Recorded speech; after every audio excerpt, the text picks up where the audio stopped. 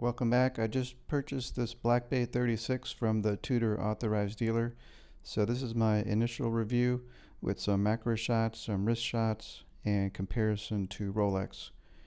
If you don't listen to the end, I'll just say this is a very clean and simple sports watch with great quality and great value. I was looking for a casual sports watch, but something smaller at the same time. I'm still waiting for my Explorer 36mm, and with nothing else available from Rolex, I decided to give this Tudor a try. I did have the Tudor Black Bay 58 previously, but I ended up selling it for about the same price I bought it, just because it was similar to my Submariner date, and I felt like I liked wearing my Submariner more than the Black Bay 58. So here's my second chance at giving Tudor a try. Starting out with the buying experience, everything was great and went smoothly. It all depends on how well you get along with your salesperson you get, but I was lucky and I had a really nice guy and was very helpful. I started on the website and sent a message asking if this was in stock because the authorized dealer was about 2 hours away from me. They were closed on Sunday, but he sent me a message right away saying he would check on Monday to see if it was still in stock. And he sent a message Monday morning, and we set up an appointment for later that afternoon. I also looked at some other watches they had. They also carry Grand Seiko and Omega. They had a large selection of Grand Seiko, and they all looked great, but I wasn't quite ready to jump into that. I also looked at the new Omega Speedmaster Hesalite, and that really looked great also. They also had the Tudor Black Bay, the Tudor Royal, and the Tudor GMT. I tried on the GMT, but that was just too big for my wrist, and I already have two Rolex Pepsis. So I decided to stay with the Black Bay 36, and he sized it up for me. It comes in a box that feels like wood, which is covered in a slightly padded black leather. It's a pretty plain box. It comes with a small manual and no extra straps, but it does have a section in the back for storage. The warranty card comes with this model number and serial number and date of purchase, but not your name. It comes with a white hang tag with the serial number and model number, and another small white tag with the price. He also put another small price tag on the warranty card. And actually, some Rolex dealers don't even let you keep that price tag to take home with you. He let me keep the stickers on the watch so I could take those off myself at home. The price was $3,050, and it looks like it went up by $100 recently, and I didn't get any discount on it. This was their only Black Bay 36 model in stock, and he did say it's been in the store for about 1 month. So I don't think they're in super popular demand, but I don't think they're all too common either. The case diameter is 36 millimeters, and the design is similar to the typical Rolex Oyster case. So the lug-to-lug distance is similar to a Datejust 36 or Oyster Perpetual 36, and it has a similar thickness, but it has an illusion of being thicker because of the slab-sided case and angular design with the sharp edges. It's somewhat similar to the GMT or Submariner design on the sides, so it actually looks thicker than it actually is, and the lugs don't curve down and hug the wrist as much as a Datejust would. The lug width is 19 millimeters instead of 20 millimeters, which also gives the illusion that the watch head is bigger because it's bigger in comparison to the bracelet. The thicker bezel and large screw down crown also gives it a bolder appearance. I like that smooth bezel that's slanted or conical in shape, and I like the no crown guards and the large crown, which makes it easier to use, and it has that Tudor symbol, but it does have that aluminum wind down tube, which is traditional for Tudor, but it makes it look like the crown is unscrewed when it's actually screwed in all the way.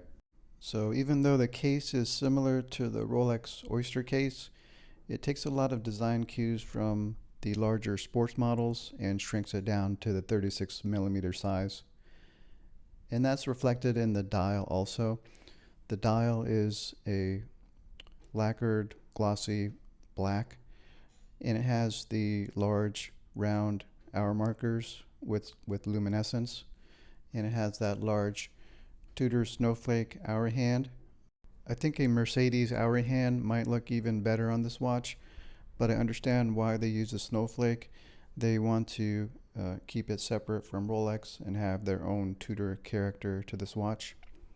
But overall, it's very legible, and it has a strong luminescence, and the outside chapter ring is very simple to read, but there's no embellishment of engraving on the rehaut, which I do like on the Rolex models.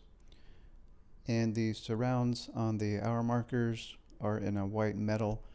I'm not sure if they use white gold on the surround or the hands, but it looks similar to white gold. But I think the biggest positive of the dial is the simplicity and the symmetry and the cleanness of the dial. There's very minimal text to the dial, and I do like that curved text at the bottom. Going from left to right, it's extremely symmetric, with no date or cyclops to disrupt the dial. Inside the case is a modified ETA movement, which some people might consider a negative since it's not an in-house design, but it doesn't bother me at all, and it keeps the cost down.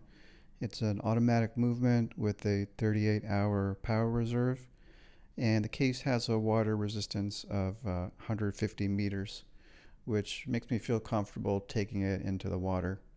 Going on to the bracelet, it's the same design as the Rolex Oyster bracelet, and I think the build material and build quality is just as high as Rolex. It's an all solid center link bracelet and all brushed satin finish, and the end link is articulated so it gives a better fit on the wrist. It is 19 millimeters wide and tapers down, so the outer links are slimmed down slightly to get down to the 19 millimeters.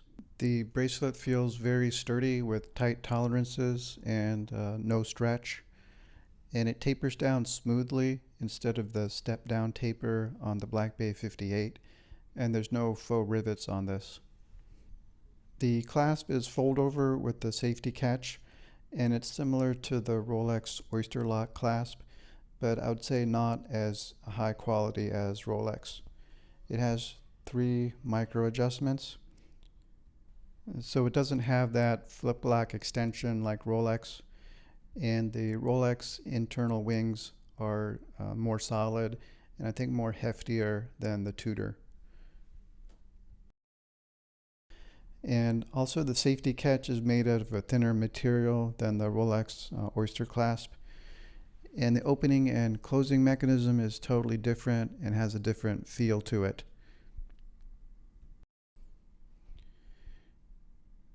The Tudor clasp has ceramic ball bearings, which are designed to reduce wear and tear, but at the same time, it makes it more difficult to open the clasp.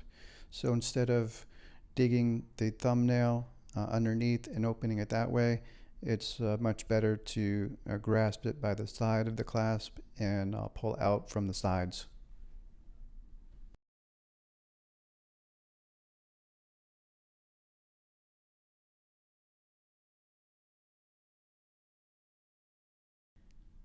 Right now I feel like the Rolex bracelet is still more comfortable on my wrist. It might be a sizing issue, but the Tudor clasp feels like it digs into my wrist a little bit when it's tight on my wrist. I did make the mistake of asking the AD to remove 2 links from the 12 o'clock side instead of 1 link from each side. So right now the 6 o'clock side is longer than the 12 o'clock, and it should be the other way around. The 12 o'clock side should always be longer to prevent the watch head from tugging upwards. And right now the clasp on the underside isn't centered quite properly on the underside of my wrist. So I need to move 1 link from the 6 o'clock side to the 12 o'clock side. One complaint I have about the bracelet is that the screw heads are smaller in size than Rolex. So the screwdriver I have right now is too big for this Tudor. So I'll have to buy another screwdriver. I always like to change my links at home instead of bringing in to the AD each time I want to add or remove a link. Now comparing the Tudor Black Bay 36 to the Oyster Perpetual 36. This OP36 is from a previous version, so it has the thicker lugs, but the case size is very similar to the Tudor Black Bay 36, so very similar lug to lug distance and similar diameter, but the lug width is 20 millimeters on the Rolex and 19 millimeters on the Tudor. So the 19 millimeters on the Tudor gives the illusion that the watch head is rounder or more bulbous in shape, whereas the Rolex watch head looks a little bit more integrated with the bracelet and has a more elongated appearance. But the case design on the Rolex is much different on the sides. It has a much curvier appearance, much softer lines, and the lugs curve down at the wrists more. And the bezel is a domed bezel, so it also gives a more curvier appearance. And the dial of the Tudor is obviously much different. It has all the design characteristics of a diver watch, whereas the Oyster Perpetual is more of a dress watch. So everything coming from Tudor is designed to be more sporty, from the angular case design to the design of the watch dial. It's a more sporty and casual appearing watch. And comparing to an actual Rolex sports watch, I think the Rolex Explorer has a more sporty dial design than the Oyster Perpetual, but not as sporty as the Black Bay 36. And the case of the Explorer is still more streamlined and elegant than the Tudor Black Bay. The Tudor Black Bay still looks more chunkier and angular on the wrist, and makes it more casual than even the Explorer. But the bracelet is totally different between these two models. You can still see the difference between the 19 millimeters and the 20 millimeter lug width, and the Rolex has the solid non-articulated end link.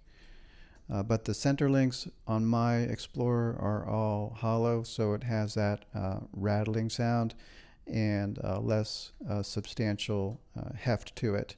So I think the Tudor Black Bay actually has a better bracelet than my Explorer, and I think it has a slightly better clasp, just because it's so much more modern than my Rolex Explorer. So in summary, so far I'm really liking the Black Bay 36.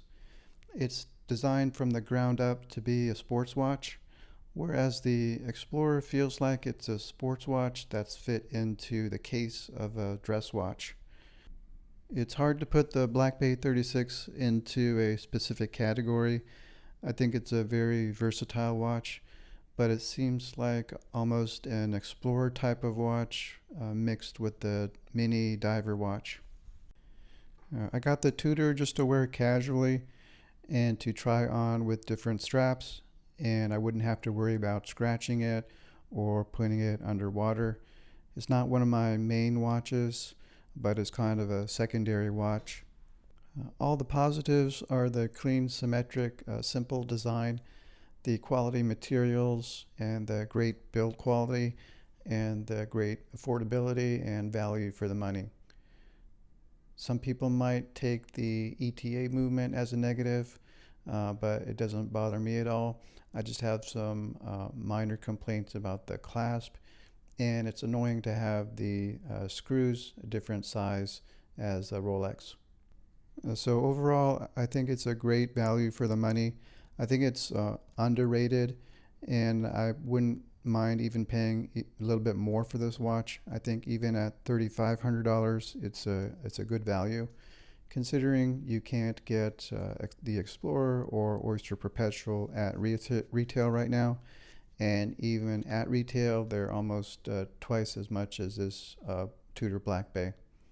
That said, I'm still waiting for a new Explorer 36 from my authorized dealer, but no signs that it's coming anytime soon. In the meantime, I'll wear this Black Bay 36 for a while and see how I like it. But even if I don't end up liking it, I still won't lose a whole lot of money if I decide to sell it later on. Thanks for watching. If you have any questions or comments, please leave them below. And if you think I should go ahead and get the Speedmaster from this authorized dealer, let me know what you think about Omega also.